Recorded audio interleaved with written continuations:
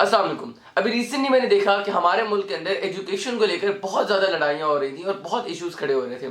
खैर मैं कोई पॉलिटिकल डिस्कशन नहीं करूंगा, मैं सिर्फ बात करने वाला हूँ अबाउट एजुकेशन। इस वर्ड एजुकेशन के दो मायने हैं, एक है इनफॉर्मल एजुकेशन और एक है फॉर्मल एजुकेशन। फॉर्मल एजुकेशन वो है जो हम लोग 16 साल में हासिल करते हैं डिग्रीज की बेस के ऊपर, जो कि हम स्कूल में पढ़ते हैं फ्रॉम रिसेप्शन टू ऑनवर्ड्स। पहले बात करते हैं फॉर्मल एजुकेशन की। फॉर्मल एजुकेशन का मकसद क्या है, हम क्यों फॉर्मल एजुकेशन हासिल कर रहे हैं और क्यों हम लोग हमेशा से एक ही रेस में दौड़े जा रहे हैं। मैं बिल्कुल ये नहीं कहने वाला कि यूनिवर्सिटीज बेकार हैं, स्कूल्स बेकार हैं, क्योंकि मैं समझता हूं कि यूनिवर्सिटीज और स्कूल का अपना एक काम है जो वो कर रहे हैं, लेकिन हाँ इतने कॉम्पिटेंट नहीं है। इस मौके के ऊपर बात ही आती है कि अब हम अपनी जिंदगी को दोनों चीजों में बराबर डिवाइड करें, कि अगर हम लोग फॉर्मल एजुकेशन को 2 घंटे दे रहे हैं दिन में, तो हम इनफॉर्मल एजुकेशन को भी 2 घंटे दें, क्योंकि हमारी जिंदगी में असल जो चीज हमारे फायदे में आएगी वो सॉफ्ट स्किल्स होगी। हाँ, मैं बिल्कुल ये नहीं कहने वाला कि डिग्रीज बहुत बेकार और उनका कोई फायदा नहीं है, अलबत्ता मैं ये जरूर कहूंगा कि डिग्रीज हासिल करें। इवन मैं अपनी लाइफ में बहुत सारी डिफरेंट चीजों पर काम करता हूँ, उसमें स्पोर्ट्स है, बिजनेस है, इनफॉर्मल एजुकेशन है, पब्लिक अपेयरेंस है, मोटिवेशनल स्पीकिंग है, लेकिन मैंने पढ़ाई एक दिन के लिए भी नहीं छोड़ी। हाँ, मैंने स्कूल जरूर छोड़ा लेकिन मैंने पढ़ाई नहीं छोड़ी।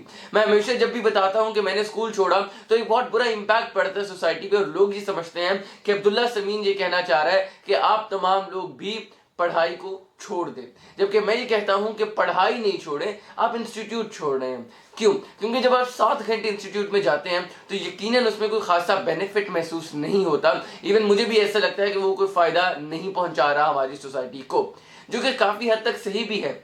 एजुकेशन का मकसद हमें इतना कॉम्पिटेंट बनाना है कि हम लोग कल को जाकर बहुत अच्छा बिजनेस स्टार्ट कर सकें या किसी हाई लेवल पर नौकरी कर सकें, और ये दोनों ही मकसद एजुकेशन पूरे नहीं कर पा रही। हमारी एजुकेशन आज तक वही है जिस एजुकेशन को क्लर्क बनाने थे।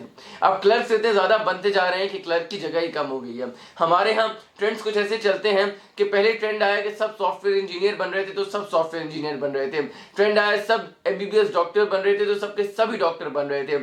अब ट्रेंड आ रहा है कि डेटा साइंटिस्ट बन रहे तो हर बंदा ही डेटा साइंस की फील्ड में जा रहा है। हमारे यहाँ एक जो बहुत बड़ा इशू मैंने महसूस किया पाकिस्तान के अंदर रहते हुए, कि ट्रेंड जो आता है सब उसी ट्रेंड के पीछे लग पड़ते हैं और अपनी मंजिल खुद नहीं बनाते, खुद ये फैसला नहीं करते कि वो किस चीज में अच्छे हैं और उन्होंने किस चीज को परस्यू करना है। हो सकता है कि आप एक एमबीबीएस डॉक्टर बनने के लिए ना आए हो, बल्कि आप एक बहुत बड़े फिलोसोफर बनने के लिए आए हो, तो उस हिसाब से आपको फिलोसफी सब्जेक्ट लेना चाहिए। हो सकता है आप एक बेहतरीन किस्म के बिजनेसमैन बन सकते हो और आप में वो स्किल्स हो, तो उस हिसाब से आपको बिजनेस की चीजें लेनी चाहिए। अब हाँ, मैं एजुकेशन के बिल्कुल खिलाफ नहीं हूं, क्योंकि एजुकेशन इंस्टीट्यूट से चल रहे हैं वो चल रहे हैं। बात यह है कि अब हमने भीड़ से जुदा कैसे होना और हमने इनफॉर्मल एजुकेशन पर कैसे आना।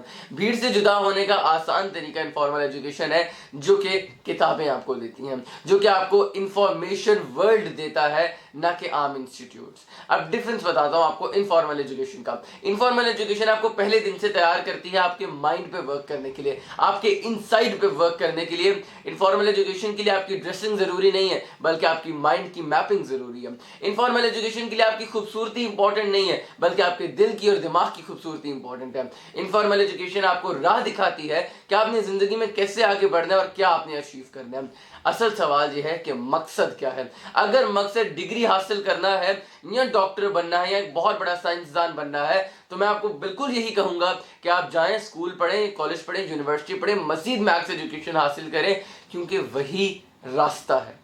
हमारे यहाँ जो मुझे एक मसला महसूस हुआ, खास करके इस सोसाइटी के अंदर, इस एरा के अंदर, कि हमारे यहाँ जो बेसिक इशू है वो ये है कि हमारे पास डायरेक्शन नहीं है, which is the basic thing. Example के तौर पे मेरे माँ बाप को पता था कि उन्होंने अब्दुल्ला समीन को एज अ मोटिवेशनल स्पीकर बनाना है, तो उन्होंने मुझे स्कूल छुड़वा दिया। लेकिन अगर उनको ये ना पता होता कि मुझे क्या बनाना है या किस राह पर रखना है या मेरा क्या इंटरेस्ट है, तो यकीनन मैं भी स्कूल ही पढ़ रहा होता। जब आपके पास कोई ऑप्शन नहीं होती तो आप कहते हैं वर्स्ट ही सही, something is better than nothing वाला सिनेरियो। तो अभी तक स्कूल्स को और एजुकेशन को something is better than nothing कहा जा रहा है। मैं चाहता हूं कि इसको something is better than nothing नहीं, बल्कि इसको एक चॉइस रखा जाए कि जो स्कूल्स में पढ़ना चाहता है वो स्कूल्स में जाके पढ़े, जो प्राइवेटली पढ़ सकता है और अचीव कर सकता है वो प्राइवेटली पढ़ के एजुकेशन हासिल करे। मकसद है एजुकेशन हासिल करना, लिटरेट होना, ठीक है। मकसद स्कूलों में जाना, इंस्टीट्यूट्स में जाना, धक्के खाना नहीं है। मकसद सिर्फ एजुकेशन हासिल करना है। Same goes for informal education. अब मैं बिल्कुल ये नहीं कहता कि आप सुबह सुबह उठें, कपड़े शपड़े पहने, तैयार हो और बैठकर किताबें पढ़ना शुरू कर दें। वो मकसूद नहीं है। मकसद सिर्फ इतना है, मेरी वीडियोस देख सकते हैं, मैं सारी वही चीज़ें बताता हूँ, ठीक है, आप उनसे सीख सकते हैं। So there are multiple things. अब फैसला ये करना है कि आपने डायरेक्शन कौन सी लेनी है। बिजनेसमैन बनना चाहते हैं, उस हिसाब से आप बिजनेसमैन को फॉलो करें। आप एक साइंसदान बनना चाहते हैं, उस हिसाब से आप एक साइंसदान को फॉलो करें। आप एक टेक्नीशियन बनना चाहते हैं, आप उस हिसाब से टेक्नीशियन को फॉलो करें। अब आपने तय करना है कि आपने बनना क्या है, उस हिसाब से एजुकेशन इंपॉर्टेंट है, उस हिसाब से आपके लिए जरूरी है। अगर आपने मैकेनिक बनना है तो आप 8वीं पास भी कर लें, बहुत होगा, ना भी करें तो भी फर्क नहीं पड़ता। लेकिन हाँ, अलबत्ता आपने सीईओ बनना है तो उसके लिए एजुकेशन जरूर इंपॉर्टेंट है, क्योंकि वो जो एक फ्रेम होता है डिग्री का, वो किसी हद तक इम्पैक्ट जरूर रखता है। मैं खुद डिग्री इसलिए हासिल कर रहा हूँ ताकि मैं लिटरेट हूँ और मैं पाकिस्तान के उस तबके में आऊँ जो कि पढ़ा लिखा तबका कहलाया जाता है। अब आप कहेंगे कि अब्दुल्ला ये कितना डबल माइंडसेट है कि एक टाइम पर तो आप कहते हो कि इसका कोई फायदा नहीं और एक टाइम पर आप कहते हो कि ये जरूरी भी है। तो ये दोनों मौकों पर है, ये फायदा नहीं होगा मगर जरूरी है। देयर आर थिंग्स जो कि इंपॉर्टेंट है बट बेनिफिशियल नहीं है, ये डिफरेंस आपने समझना है। तो अगर हम कहेंगे ये बेनिफिशियल नहीं भी है लेकिन इसके बहुत बेनिफिट्स हैं, नहीं भी है तो भी ये इंपॉर्टेंट है, और एज अ डिग्री आपको इसको जरूर हासिल करना पड़ेगा फॉर द बेटरमेंट, कि आप अपने मुल्क के लिए काम कर सकें, आप अपने रिलीजन के लिए काम कर सकें। अगर आप खिदमत करना चाहते हैं तो ये कुछ चीज़ें हैं जो आपको समझनी होंगी। एंड फॉर मजीद वीडियोस आप हमारे पेज को फॉलो कर सकते हैं, चैनल को सब्सक्राइब कर सकते हैं। अगली वीडियो में मुलाकात होगी, तब तक के लिए अल्लाह हाफिज़।